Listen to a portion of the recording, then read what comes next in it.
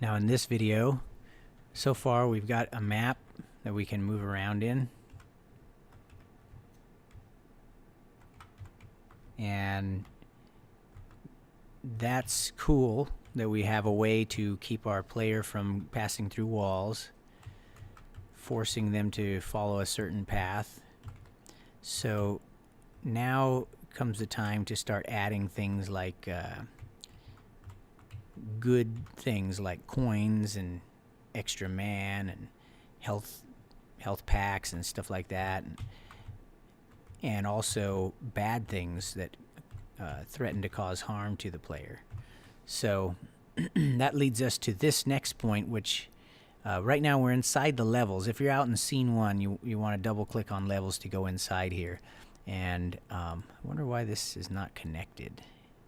If you notice, when I double click this, it only selects that, and I don't understand why that's not. Anyways, that's none of your concern really. What you need to do though is there's a concept I need you to understand, and that is, I'm going to get rid of this little circular thing.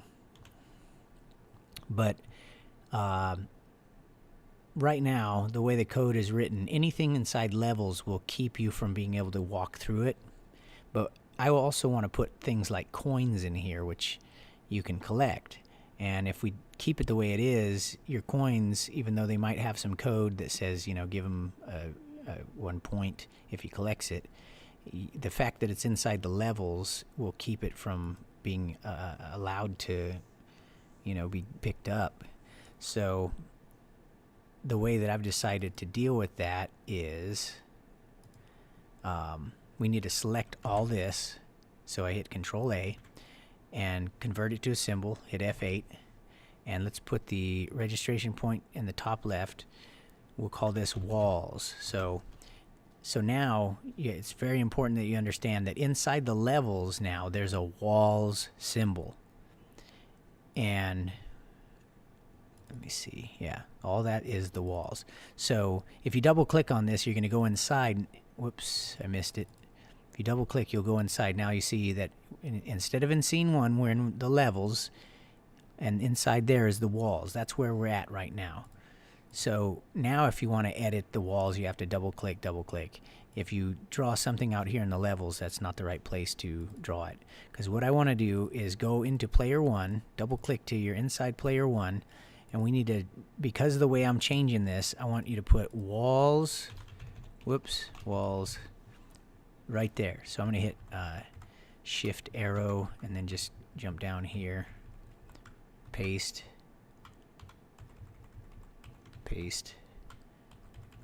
So in front of levels, I put walls, or after it. And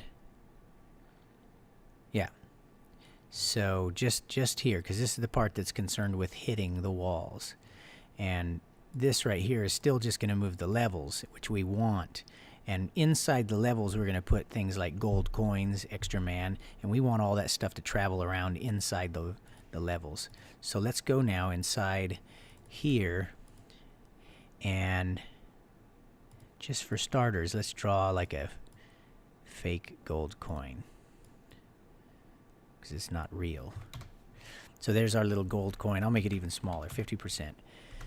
So now you can see you can pass through the gold coin.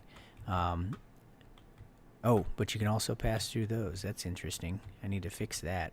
That is not expected. Oh, that's the deal. I forgot to, inside the levels now, I made this point before.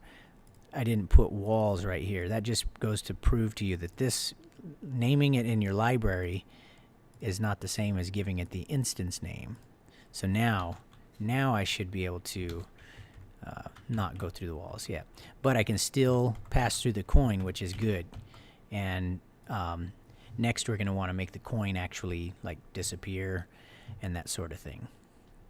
So let's save this as levels goods bads, because that's the direction we're heading. The goods are like gold coins, extra man, etc. The bads are like our enemies. So save that, and we'll see you in the next movie.